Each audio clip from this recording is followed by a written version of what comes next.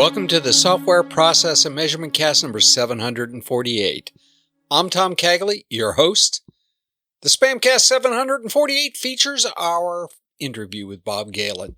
Bob and I discussed Extraordinary Badass Agile Coaching, the journey from beginner to mastery and beyond. With the interview, we wrap up the reread and then move on to talk about improving coaching and the Agile Industrial Complex.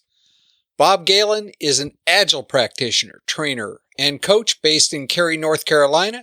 In this role, he helps guide companies and teams in their pragmatic adoption and organizational shift towards Agile methods of working. Bob has been doing that since the late 1990s, so he's deeply experienced. He is the Director of Agile Practices at Zenergy Technologies, a leading business agility transformation company. Bob is also president and head coach at RGCG, a boutique Agile consulting firm. Are you ready to talk Extraordinary Badass Agile Coaching? It's time for the interview.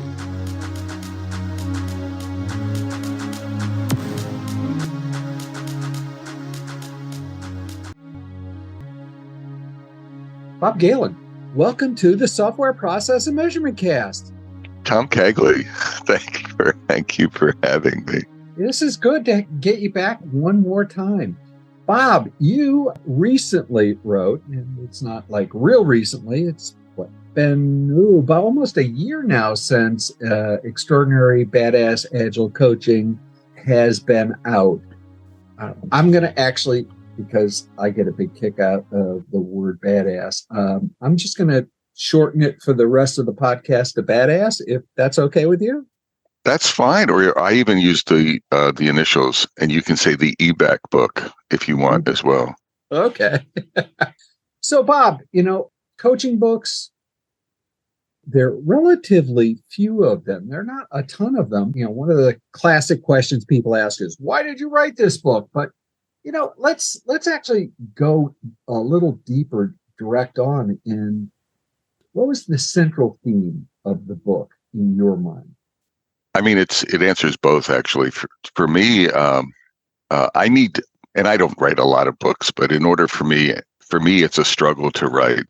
So I need to have an idea or something I'm frustrated with in the community or in an area in order to get me fired up to then, my mental process for a book is I see an area that I think needs help in the Agile community. Product ownership evolved the same way. And not that I'm going to solve it, but I'm like, we need to do more in this space. And then I get energized and I'm like, I can make a difference in this space. So there's a problem to be solved, and I'm trying to contribute to help the community. So in the area of coaching, the problem to be solved that I saw was a lot of mediocre Agile coaches. And I still, and so the eBack book has not solved, in a year, the eBack book has not solved that problem. But I'm hopeful, but at least I threw something out into the universe to say, here are some ideas to consider around, and that's where the badass really comes from. It's a nice word. Some people trigger on it positively, some people trigger on it negatively. I frankly don't care. I toiled over it, thinking about it when I was thinking about the title. And then I finally said, to heck with it. I like the term. It resonates with me, but there's still mediocrity out there. And the book was trying to raise the bar for Agile coaches. And that's the driving theme, is from where I was sitting and what I was seeing in not only in my coaching, but I do a lot of coaching of coaches, or I do a lot of coach camps, a lot of pro bono coaching. So I'm helping coaches coach in their situations. And I saw a lot of challenges. And I was just trying to throw some tools and techniques and tactics out there, even a mindset. So probably one of the underlying themes was trying to get what does a badass mindset look like, or a mindset where I'm continuously learning, I'm continuously challenging myself to get better. Why are there so many? And I'll be kind like you for a second. Mediocre Agile coaches out there. What is it that's actually causing that problem? Oh, I could probably make a lot of money, Tom, if I knew what it was, and then I could inoculate people, the community against it. People talk about, like Dan Mizik talks about, and other people. I forget who it was. The Agile Industrial Complex is a term, and so I think one driving factor is the Agile Industrial Complex. And what is that? That's people driving for money. There's a lot of momentum around Agile and around generating money, revenue, and consulting dollars and things like that. And training and coaching is a big part of that. So I think that's a part of it.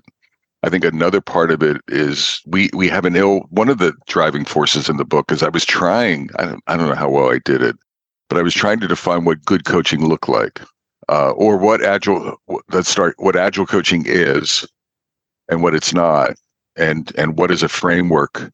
That's where the Agile Coaching Growth Wheel to me is a very useful model for what does good look like, because I don't think we've defined that. So then that allows, like doctors, for example, they have training, they have regimens. I'm not a doctor, but they also have assessments. They get coached, they get assessed periodically. There's rules. I can't just start doing brain surgery tomorrow just because I can make a lot of money at it. And so there's professionalism and definition of what it takes to be good or what it takes minimally to do that. And I don't think we have that. The gates of entry in Agile coaching are unclear. I don't think we've defined it for clients to say, this is when you're hiring an Agile coach, this is what they do and this is what they don't do. And this is what a good one looks like. So I think clients struggle in selection or hiring. And I think it hurts the coaches as well because it's a very loose boundary of what it is. So a lot of people, Agile Industrial Complex, and then a lack of clear definition. Ethics is another thing that we haven't clearly defined very well in the coaching community. Now, that's to make a distinction. The Agile coaching community can learn a lot from the professional coaching community. Or some people refer to it, look down their nose at it in the Agile community. They're life coaches. But the ICF, the International Coaching Federation, has some clarity around what good looks like. And even like rules for supervising coaches, for coaches mentoring other coaches. And what are the requirements to develop yourself? And we don't have that.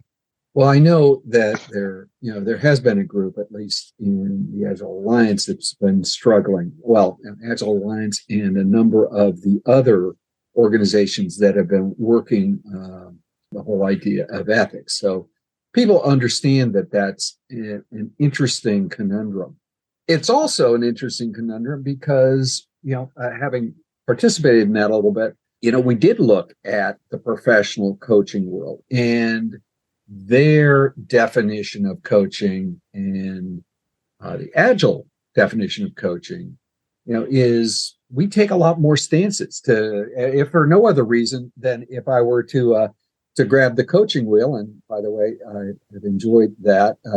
Both times I've read the book, I whipped it out and showed it, and I hopefully gotten a few of my clients to actually buy the book, just because the whole idea of professional, it's like we'll ask questions and stay in that coaching stance. Whereas I think an Agile coach sometimes has to become a little bit more activist in nature and step over the line and perhaps take a different stance. But there are a lot of certifications now, Bob. Why, if we have 18 certifications, I could probably go online. I ran into someone who took a class over a weekend and became certified as an Agile coach over a weekend. I just don't know what to say about things like that. I liken that. I connect that to the Agile Industrial Complex, right? Yeah. We're incenting classes, we're incenting certifications. That's not just isolate on coaching. SAFE does that. I mean, and again, I'm picking, but I'm not. I'm just and you look over time. Anthony Mercino has been doing a nice job, and then someone in Europe is picking it up, like counting. And it's a challenging chore to count the increasing number of certifications over time. And that's, I think that there's money. I mean, if there's a driving force for that, there's money to be made, right? There's a market for that. It's capitalism at its best. But then that dilutes quality, at least in this case. It's a drive to mediocrity, and it's a big part of it. Absolutely. What's the joke? People say, you do a search on LinkedIn. I would challenge listeners to just go to LinkedIn and search for Agile coaches and see what in the world and see what the number is. And then just ask yourself, are all of those highly qualified? If it was brain surgeons and there was 1 billion, would you want all of them to work on your brain? Okay, Agile coaching, if there's 1 million of them, are they really all qualified to coach? And the answer is no. And it's sad. It's what saddens me, Tom. And again, it's a driver for the book. Assuming positive intent, I think some of them just don't know what they don't know. Right. I think that's fair. And I think the book does a really good job at helping with that. To go a little further on, they don't know what they don't know. For me, at least the second time through the book, the theme that popped out to me, and again, I think every time somebody reads a book or does something, the context changes. So therefore, what you pick out of it changes. But the thing that popped out to me was a drumbeat of know thyself. And if you don't know yourself, don't have self-knowledge, how can you get better, kind of thing. Was that part of where you were trying to go, or was that just what I needed at the time? No, I'm glad you saw it that way or reacted that way, because that was intentional, not in a heavy-handed way. I mean, it's an homage to the self-mastery in the middle of the wheel, Tom. If you think about the wheel, and to this day, so I was lately involved with the wheel from its genesis around 2016, because I knew Mark Summers and I knew what was going on in the retreats, the Scrum Alliance retreats in Europe. And I saw it come out of there, and I'm like, that's a really nice extension of the model of the Agile Coaching Competency Framework, Lisa and Michael's work. And I'm like, that's interesting. And it was coming from practitioners. This wasn't from pointy-headed guys like me. This was coming from coaches in the trenches, right? Working to say, what do we need? And it evolved that. And when I saw self-mastery, I was like, yeah. Calling it out is power. So to me, it's insight. I think of different terms. For example, coaching mindset might be synonymous with self-mastery. I think of inside-out coaching as part of it. Knowing yourself before you work with other people. Walking your talk is another aspect of self-mastery. And it warmed my heart that it was there. To this day, I'm peeling the onion. So I'm not done with coaching. The book wasn't done. But for me, and it's not an outward discussion, but as I peel the onion in self-mastery, I'm like, there's more and more there. For example, I'm starting to think that each one of the stances in the wheel has a mindset component associated with it. So think of it as self-mastery. So for example, facilitation. So it's not just a generic mindset or generic self-mastery, but let's say I approach a facilitation stance. Well, I think there's aspects of that mindset of a facilitator that is unique to just that stance. For example, facilitating training from the back of the room, you could say facilitating from the back of the room. So changing your position relative to your facilitation, not just facilitating from the front. What is changing facilitating from the side, allowing someone else to facilitate? What is facilitation from behind? And being aware just for facilitating that spatial orientation can matter, whether you're doing it virtually or whether you're doing it in person. Conflict, being able to navigate conflict, I think is in general in some of the other stances, but in facilitation, you have a room full of folks and you're facilitating a heated discussion. Right. You're going to get conflict in that stance, in the space, in the ecosystem that you're facilitating. So being able to be not being triggered. For example, part of your mindset as a facilitator is being aware of your triggers. Yeah. I hope I'm making sense. So now as I go into each one, so it's very nuanced. I think that notion is not just self-mastery is important for coaching, but then peeling the onion, going into self-mastery or mindset for each one of the stances. And I'm starting to do that, not so much to write a book or an article, but for myself, for my own coaching. and I'm noodling in my journal about the things that come to mind. Oh, mindset in this stance is different, slightly different from or there's more important things to focus on in the different mindsets. Of the stances, and as I was going through the book, and it's interesting to have conversations with, especially with new coaches, about the different stances. If you were to point at one that you would say is a critical place to start for a new coach, and to make sure that you were well grounded in, where would you start in the model, other than self-mastery? Because the know thyself kind of thing is right. Obviously real high up on my hit parade right now. I mean, I think it depends, Tom, and then I'll explain. Like on your role, let's say so it depends on your role, like what's important. So Scrum Master, let's use Scrum Master as important, and think about the wheel as a backdrop. So I'm a Scrum Master. I'm not a new Scrum Master. I'm not newly minted, but I'm a Scrum Master who's moving from being newly minted to starting to coach, to be a fledgling coach at the team level, but also slightly maybe at the organizational level.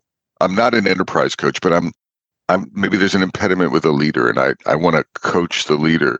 So what would be some important stances? I would say facilitation would be something that I would want to strengthen. I think professional coaching is something that's always important. That ability to ask questions, the understanding.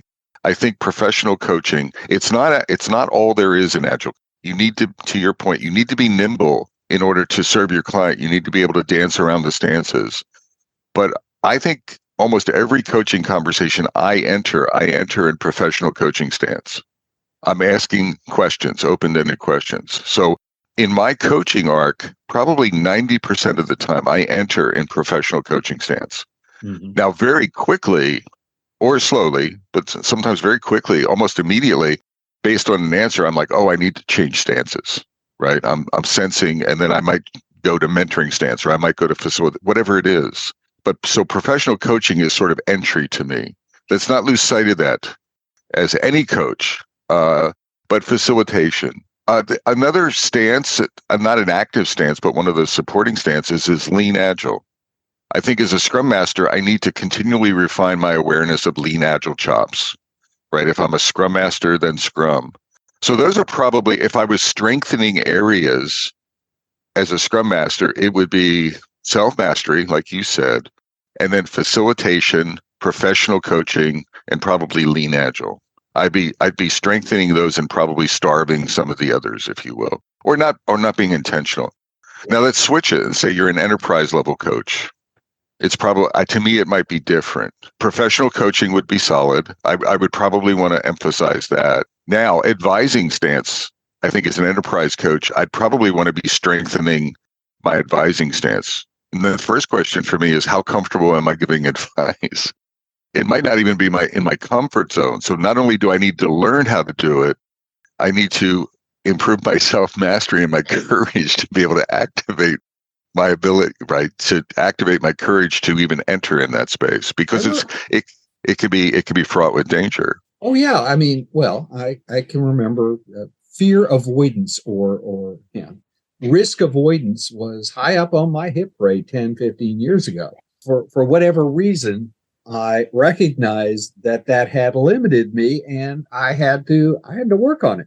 I had to actually get professional coaching and counseling to get over that myself. And I think it made me a better person. This whole idea of having multiple stances, I think you mentioned in the book the whole idea of, especially with leadership trying to coach up, that you can't, you really aren't in a position to kill them with 100,000 questions kind of thing. At some point, you do have to switch over. Young coaches or people new to the coaching scenario, I see often either they never get to the professional coaching stance, or they stay there too long and don't switch over. And maybe that's a maturity thing, or maybe that's a training thing, and maybe that's what you wrote the book to start to get people to recognize that if you're going to be an agile coach, it just isn't one stance. That was one of my original frustrations. So another driver for the book, like looking at problems to solve. I'm fairly well affiliated with the Scrum Alliance and their certification programs, their CTC, CEC programs. And I mentor people. Very often people come to me and they want mentoring to become a CTC or a CEC. And I usually do it pro bono. I don't have a service offering around it. And so I help them. And then what happens is very often I've noticed over the years that the requirement, the entry criteria, not the entry criteria, but the focus has changed. So it used to be more well-rounded. I got certified in 2012. At that time, there was no wheel at the time, but think of the Agile Coaching Competency Framework. The assessment was a more well-rounded across the stances assessment. Over time, it evolved to be probably 80% to 85% professional coaching. So what people were being taught or influenced to do is if I want to become a certified coach, the predominant stance is professional coaching. When I talk to people at the Scrum Alliance, and these are volunteers who are assessing the coaches, so they're not bad people, but they were like, one of the reasons they were doing is they said, well, it's an easy thing to validate because I can ask someone to do a professional coaching conversation with me. Like I can ask them to coach me. Here's a scenario. Now coach me. And if they start telling me what to do, they fail. And if they ask lots of questions, they pass. So it's an easier validation. So people, what I noticed then is this, and it's not just the Scrum Alliance, but it's I see Agile is doing the same thing. Is they were amplifying professional coaching, and it's still a problem today, and amplifying it to the point where that was their only tool. What's that old expression? If the only tool you have is a hammer, everything looks like a nail. Absolutely. And so to this day, there's this strong influence or lineage into professional coaching. The thing that influenced me for the book is I've actually seen coaches coach leaders and only ask them questions and get fired. I mean, I've seen it's just they're not showing up, right? They're just they're not serving their client. They're not nimble enough, and that broke my heart. It's like, come on, you gotta be able to do other. You need other tools. You need other stances. So if somebody's hiring you to help them find a solution, obviously it's nice to help them get there, but at some point advice might be, in the cards. Absolutely. I mean, literally, Tom, there's people being failed not but to get the certs or in the training classes. They're being told, no, you have to, professional coaching is the primary stance. Stay there. And I just think that's flawed. And it doesn't serve the thing that supersedes that is serving your client, for goodness sakes. What is their agenda? What do they need? And we need to be nimble in service to, forget us. It's not about our skills. Yes, it's about our skills. But if we put up a coaching shingle, we have to be able to serve our client. And yes, professional coaching is a strong stance, but it's not the only one. Agreed. A couple of nuts and bolts questions. Sure. To start to wrap. You wrote this with co-authors and had co-authors actually write chunks, including a co-author that's your daughter. Well, let's start with, how did that come about? And then what did that feel like to actually turn over chunks of the book to people? It came about as an experiment, an idea that I thought would make the book better. Yeah. But I've never co-authored with anyone in my life. And so it scared me. Then second reaction is it wasn't easy to work with other people. Yeah. Even on content, but even on deadlines, right? I had a deadline and folks were not meeting my deadlines. I remember Mark, for example. Mark is very energetic, and he produced probably 3 times as much content as we needed from him. So I'm like, oh my God, how do we trim this? And it was a challenge working through the editing process with Mark. So it was an experiment idea. during the writing of the book, I wasn't as fond of it. I was like, did I make a mistake? I may have made a mistake in doing this. I think at the end, it turned out really well. Another decision I made is to not edit. I wanted to preserve each person's I hope it came across in the book this way, but I preserved their voice. So sometimes when you I remember, like Joanna Rothman and Mark Kilby, they wrote a book on distributed agile, and when they co-wrote it, they did it together so that they created a unified voice. Most of the times, my understanding is co-authors, they're trying to create a more unified voice. They might have an identifier of my chapter versus this, but they're trying to be consistent. I didn't. What I gave each author was like I carved out a theme, like an overall view of the book, and said, can you do this chapter focused on this and this and this? And they were like, yeah, sure. It'd be exciting to do that. And then I stepped back. I did very little voice or consistency. I didn't know consistency in voice. In fact, the editor, the copy editor, I told her, I said, just leave it, right? Edit, but leave it alone. Consider it that you have independent authors and just edit from that point of view. And I think I wanted to preserve their voice.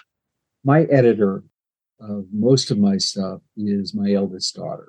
So I've worked with a child of mine before. How was it to actually work with your daughter on a chapter? It'd be interesting. Yours, I'll go first. It's not something I planned for ever in my path. I've not only written with Rhiannon, but she and I do certified agile leadership classes, Scrum Alliance. I've co-taught a bunch of times with my daughter. Wow. I've done an IC Agile leadership class, sort of, related to, synonymous with the CAL. I have an approved class there, and she's an approved educator for that. So she and I have done leadership classes probably since 2016-ish. No, maybe 17.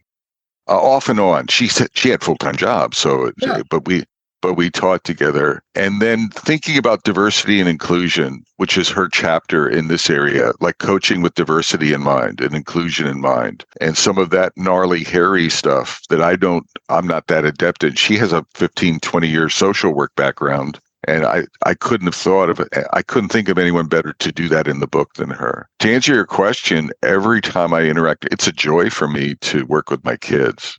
That doesn't mean it's all, roses and unicorns along the path. We have to, we're family, so we have disagreements and we argue, and she tells the emperor he has no clothes, and the emperor doesn't like that. But I can't tell you. I wish one of my hopes would be to go into business with my daughter. We've joked about Galen and Galen Inc. or something like a law firm. I don't think we'll ever get there, but it would be cool to do that. Excellent. By the way, how about you? How about before we go there, please let her know that her work in that chapter on the idea of privilege, I think it fundamentally changed how I thought of privilege. That was pretty powerful stuff, and it was very helpful. So I will let her know. Thank you for that feedback. My eldest daughter and I, she does 90% of my editing, and it's like stuff comes back in with brackets around it, and I can tell when she's irritated with something I've written because it's in all caps. And we're a pretty raucous household over the years, so I know what all caps means. But yeah, I very much enjoy it. And I can also tell when she's working on her, I think, a 4th or 5th degree right now. So sometimes she gets her husband to do it. And I can tell I don't get any of those real big all caps that basically say, WTF, Dad, what were you thinking? Yeah. Yeah, it's funny. I think it's interesting as a parent. It's something, it just warms my heart.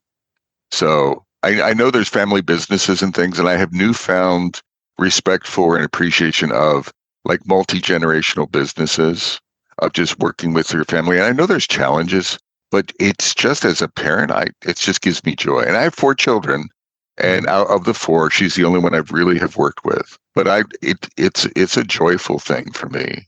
Now, she and I, part of the dynamic, out of all four of my children, she's probably the one who is closest to me in personality type. And so we're very close. So that creates some headbutting and things like that. Sure, I bet it does.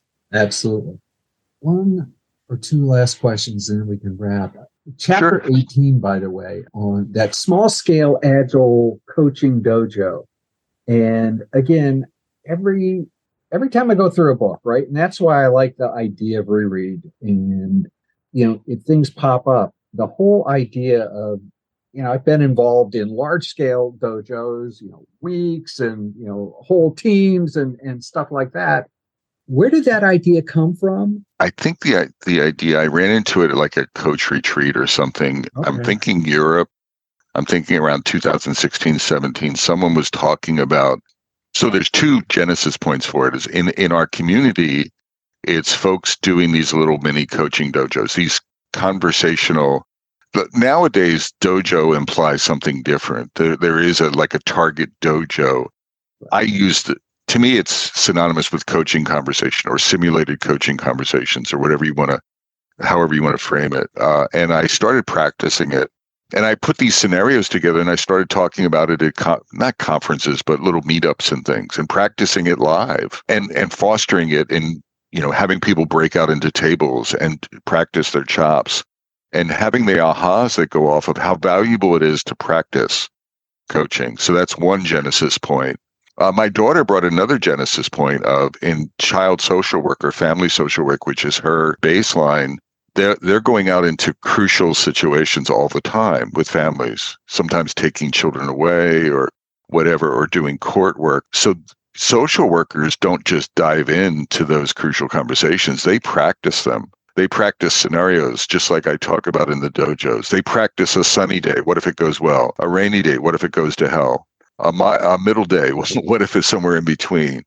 Do I have the ability to transition between? What if it goes to hell? I need to manage my triggers.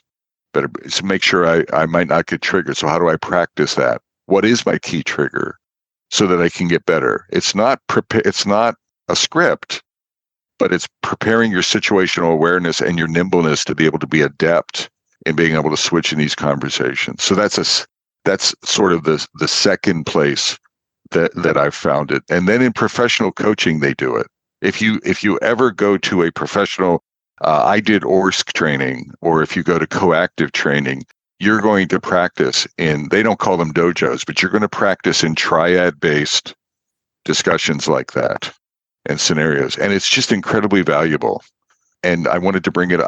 So I've been using it since then. It's not unique to me or the book, or it's not unique to Agile, but it's an incredibly valuable way to sharpen your testing chops. Your coaching chops. Where did that come from? It's early. I don't know. I was actually training testing yesterday, so maybe there's a connection. Beamed it over. To be honest with you, if that had been the only chapter on my Kindle that I could have drug up the second time around, that was the money chapter for me. Again, I don't think it was the first time. I remember getting a ton out of the book the first time I went through, but that wasn't what just went, oh my, I can use this right now. Let's do it. Right.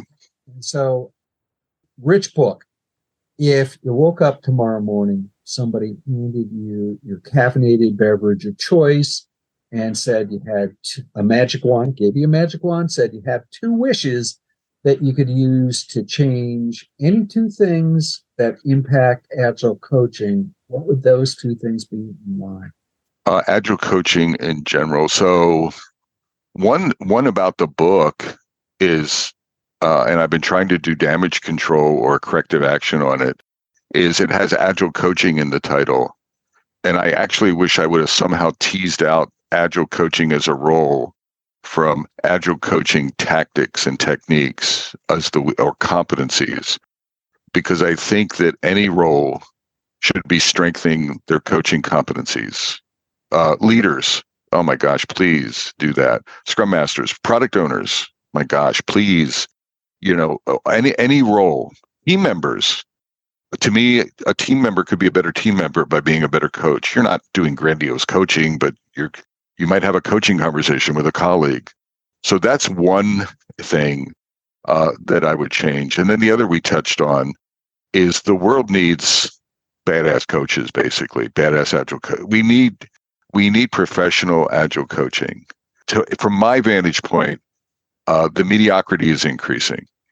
The amount, so the dollars being spent, the passion around agility that's increasing. And there's been some failures lately. For example, Capital One has divested of agile or laid people off. So there's right now, as we're talking, there's some layoffs and things. So there's volatility in the agile community. And I think part of the reason for that is just diluted professionalism in the coaching space. So if I could wave a magic wand, it would be to raise the bar. And part of that is going back to the dojos. What's the essence of the practice? Darn it, you can't become an agile coach by reading or getting letters after your name or taking a class. You've got to practice your craft. And in the beginning, it's almost like apprenticeship, Tom. It's, if you want to become a better coach, then hitch yourself up to a mentor and a coach or multiples, and then have the humility to be coachable and to grow with someone, right? To ask for help. And we don't have a lot of that in the community. I'm incredibly disappointed that enough people reach out to me for help. Coaches, peers of mine. And I know they need help. They need help to raise the bar. They're not good enough. And they're not bad coaches, but they're not, they have weaknesses, but maybe it's self-awareness or whatever. So that's the magic wand. Get better in the community. And everyone start looking at your role as being a coach and looking at the competencies. How do I grow that over time? Everybody can be a leader. Leadership is situational. I would suggest coaching is situational also. Yeah. And so I agree. What do you think is it fear that keeps people from reaching out to either you or others who can mentor them? I think fear, it's multifaceted probably, right? So if I was to just brainstorm a quick list, I think it's humility, hubris, being coachable is hard. A lack of curiosity, a lack of walking your talk, right? Oh, I'm coaching continuous improvement, but I'm not going to focus on continuous improvement myself. I'm not going to eat my own dog food, right? Right. So, I don't know what it is. So I don't think it's one thing, but I think it wraps around. So you know what? A lot of the stuff I said focuses on that's what self-mastery. It's like, go to the hub. If there's any message here, forget the coaching growth wheel. It's the wheel, but start by looking in the mirror as a coach, please. Bob, how can people continue the conversation? How can they reach out, find out about you, find out about the book? The best place is, I have two websites, but Agile Moose. So agile-moose.com is sort of my soapbox. It's evolved. I have a business website and where I blog, and the place where I'm trying to change the world in a little way and have my soapbox moments is Agile Moose. So that's the best way to reach me. There's a synopsis. There's a support area for the book there where I post things like the canvases are there. You can grab copies of the canvas and stuff. So that's a nice general purpose place. Okay, I'm going to ask you an old person question because I am old. When in God's name did templates become canvases? I don't know. I don't. But I'd say it's within probably the last 10 years, maybe. There was a guy. What was it? I forget the book. Like Eric the lean. Rees. Yeah, there was like the lean canvas or something. There was like 10, 12 years ago, something in there, and then everything. So, in our youth, everything. God, templates are us. Now it's canvases are us. Yes, absolutely. Yes. That's fun. Bob, at this point, I open up the platform for you to promote anything that you'd like. So 2 to 3 minutes, the platform is yours, sir. I think we've covered a lot of things I'm passionate about. I'm not a real good self-marketer. So I would encourage folks to look. The book, as we talked about, is my attempt to try to improve things. So if you're into agile coaching or you're in a role where you think coaching skills could help you be better at whatever you are or are doing, well, then I would encourage you to go look at the book. Go to Agile Moose. One area that's a love of mine is our podcast, the podcast I do with Josh Anderson called the MetaCast. It's meta-cast. We're in our 13th year. We're not as prolific as Tom, but we aspire to be. We have maybe 240 episodes or so going right now. But it's a fun area, and I like to think that we've covered almost every Agile topic that you could. So there's some value in there. Other than that, if you're interested in professionalism and coaching, reach out to me. It's contact information on Agile Moves. I'd love to talk to you about what you can do personally, but what you can do in the community. The world our clients need better Agile coaches. And it would help everyone in the community to create better Agile results. We're not doing well right now, right? I don't think we're doing really well. And so, if you want to talk about that, then reach out to me. Bob, thanks. This was absolutely marvelous, and I look forward to doing it again before I shut down the cast and let you try to catch up. I'll never catch up. We're not even there, Tom. But no, you know what? It's a privilege, and it warmed my heart that you would invite me. So first, it warmed my heart that you took the time to read the book for twice. To God, I don't know. So thank you for that. Thank you for this opportunity. It was just good to see you and hang out. So I appreciate it.